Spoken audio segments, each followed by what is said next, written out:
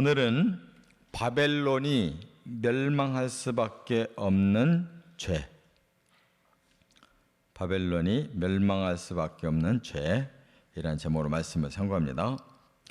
이제 오늘 내용은 실제로 바벨론이 어떻게 멸망했는가 하는 상황을 보여주면서 넓게는 바로 이 바벨론은 이 세상의 문명을 의미하는 상징어인데, 바로 실제 그 바벨론 나라도 그렇게 무너졌거니와 이제 세상 끝에도 바로 이렇게 비참하게 종말을 맞이한다는 거예요. 근데 하나님은 목적이 망한다는 데 있는 게 아닙니다. 공의에 의해서 그들의 죄를 심판한다는 거예요. 그렇기 때문에 이 바벨론이 왜 망하는가를 밝히시는데 초점이 있어요. 그렇기 때문에 이 세상도 첫 번째 바벨론, 이 니무롯이 세운 바벨탑이 무너지고, 중간에 역사 속에 신바벨론도 이렇게 무너지고, 마지막 종말에 바벨론도 이렇게 무너지는데 그 이유가 죄 때문이다, 그 말이에요. 그래서 여기 무너졌도다 무너졌도다, 이 함락되었도다, 이 말이 계시록에도 그대로 표현이 되고 있어요. 그렇기 때문에 성경은 이게 단순한 책이 아니고 하나님이 완벽하게 편집하신 책이에요. 그래서 우리에게 뭘 교훈하느냐면 바로 죄 때문에 이 세상이 멸망당한다는 거. 그래서 하나님이 우리를 그 죄에서 건져내시려고 한다는 거. 구원에 초점이 맞춰져 있는 겁니다. 첫째, 1절부터 4절까지 보면 사람들을 속이고 약탈한 죄값. 사람들을 속이고 약탈한 죄값. 이것이 바벨론이 멸망당하는 이유예요. 그래서 그 바벨론이 멸망당하는 모습을 아주 참혹하게 보여주셨는데, 해변의 광야에 관한 경고라 그래서요. 이 해변의 광야라는 말은 이 바벨론 이 땅이 바로 유브라데와 티그리스 강이 지나가면서 거의 걸프만이 이렇게 옆에 있어요. 그래서 이 땅이 바로 이 물 옆에 있는 광야다, 이러한 그 상징어입니다. 이 바벨론에 대한 상징어. 이 바벨론이 광야에 이 회오리 바람 같은 공격을 당한다 그랬어요. 그러니까 회오리는 지금도 아주 무서운 그 바람이잖아요. 한번 회오리 바람이 지나가면 그곳이 완전히 다 쑥대밭이 돼버려요. 그런데 여기 보니까 어떤 광야의 회오리냐면 네겝 회오리라고 그랬어요. 네겝 회오리. 이 네겝이라고 하는 것은 이스라엘의 남부 광야를 말하는데, 거기가 이스라엘에서 이집트로 들어가는 중간에 아주 큰 광야가 네겝이에요. 그 큰 광야에서 회오리 바람이 불면 엄청난 그 폭발력을 가지고 불어대기 때문에 가장 그 회오리 바람이 심한 그곳을 지금 비유로서 말하는 거예요. 그러니까 바벨론이 얼마나 비참하게 멸망당할 건가, 그거를 지금 말씀하고 있어요. 그리고 또 그 밑에 4절로 내려가 보면, 3절로 내려가 보면 요통이 심하여 해산이 임박한 여인의 고통 같다 그랬어요. 그러니까 막 곧 죽을 것 같은 그런 아주 무섭고 두려운 상황. 그래서 사람이 너무 그 두려우면 아무것도 듣지도 못하고 보지도 못한다. 그러니까 너무 힘들면 볼 정신도 없고 들을 정신도 없다, 그 말이에요. 그러니까 사람이 아주 막 그 한순간에 완전히 아주 절명 상태에 있는 거예요. 이렇게 지금 표현을 하셨는데 그 이유가 뭐냐? 2절에 그랬어요. 혹독한 묵시가 내게 보였도다. 이 말은 너무너무 혹독한 이 죗값을 하나님 묻고 계시다는 거예요. 그게 뭐냐? 속이는 자는 속이고 약탈하는 자는 약탈하도다. 그러니까 이 세상이 속이고 또 속이고 약탈하고 또 약탈하고 결국은 그냥 이 세상이 서로가 속이고 서로가 빼앗는 이런 죄가 그냥 극심하다는 거예요. 그러니까 그만큼 또 당한다는 거예요. 이 세상이 이렇게 악한 죄로 인해 망한다 그 말이에요. 그러니까 서로 도와주고 서로 베풀어야 그게 천국이 되는데 서로 속여먹고 서로 빼앗고 그게 지옥과 같은 것이죠. 이 스스로 망하는 거예요, 세상은. 이렇게 아주 비참한 이런 종말을 표현하고 계셔요. 그러니까 세상이 점점 이 영적으로는 악해져 가고 있어요.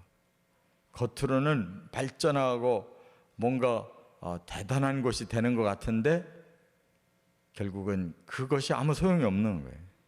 뭐 아무리 문명이 발달하면 무슨 소용이 있어요. 그 속에서 이렇게 겉가지의 악을 저지르는 이런 세상은 망할 수밖에 없는 거예요. 그것이 지옥이에요. 두 번째, 5절부터 9절까지 보면 하나님을 대적한 죗값이라는 거예요. 바로 이 세상 문명은 하나님을 대적하고 있어요. 그게 바로 사탄의 작전이에요. 사탄은 하나님의 왕국에서도 하나님을 대적해서 하나님 자리를 뺏으려고 했는데 이 땅에 쫓겨나서도 끝까지 그걸 놓치지 않아요. 그래서 사람들을 속이고 사람들 위에 신으로 굴림해서 이 세상 신으로 굴림해서 끝까지 하나님 대항하려고 하는 거예요. 그 겉으로 표현된 그 모습이 바로 우상이라는 겁니다. 바벨론은 시작부터 우상을 섬긴 자들이에요. 그래서 우리가 하늘 꼭대기까지 이르자, 그 말은 하나님과 대적하자는 거예요. 우리 힘으로 하나님과 한번 맞서보자. 그래서 이 문명을 우상화시킨 거예요. 그리고 이 바벨론 나라도 가장 우상이 심했던 나라예요.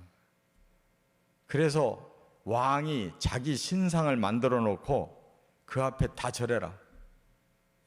다니엘도 다니엘 세 친구도 그냥 모든 문무백관 다 그 앞에 엎드리게 했잖아요.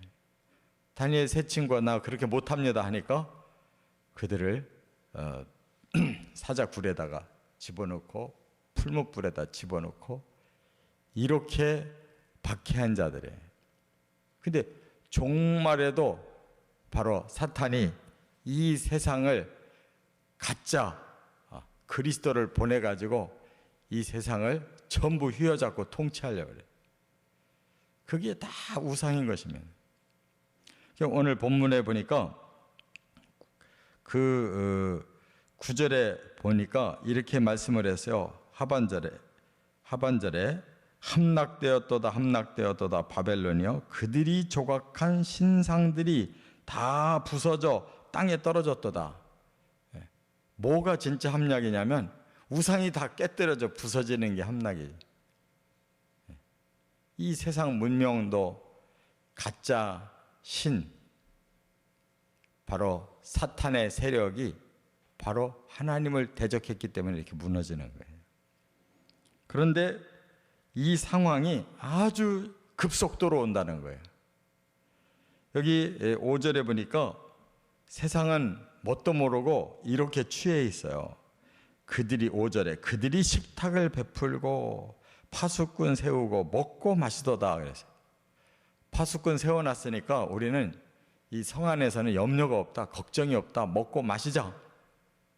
그 내용이 다니엘서 5장에 나와요. 바벨론이 멸망하던 순간에 벨사살이라고 하는 왕이 만찬을 열었어요.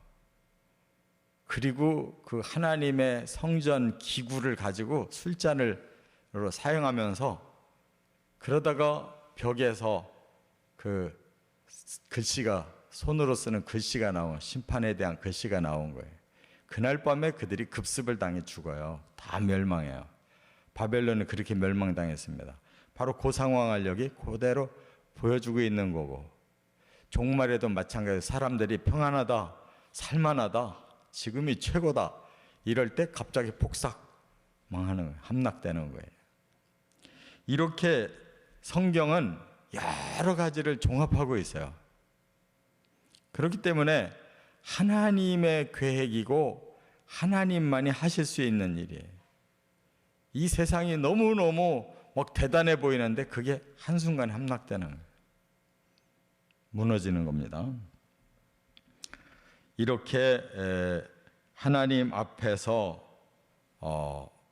대적하는 자들, 모든 가짜신과 모든 우상, 이 세상 문명 다 심판하신다는 거예요. 세 번째, 10절에 보면 하나님을 선민을 박해한 죄값. 세 번째, 하나님께서 또 묻고 계시는 게 뭐냐? 선민을 박해한 죄값을 묻는 거예요. 그래서 여기 이렇게 말씀해요. 내가 짓밟은 너요, 내가 타작한 너요, 내가 이스라엘의 하나님 만군의 여호와께 들은 대로 너에게 전하였노라.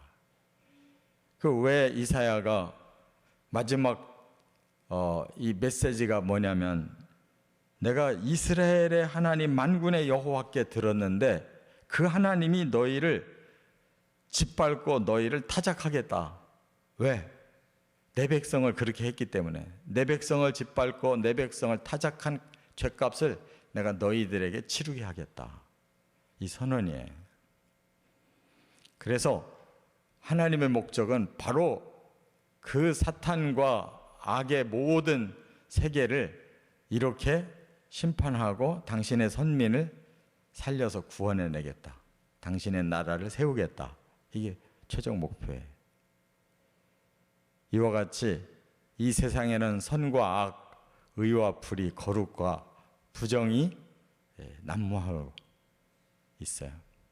이 영적 싸움을 하나님께서 최종적으로 마무리 지시는 것이 이게 종말 심판이에요. 그리고 하나님의 나라를 세우는 거예요. 이 영적 싸움에서 우리가 하나님의 편에 서서 끝까지 싸워 이기시기를 주의 이름으로 축원합니다.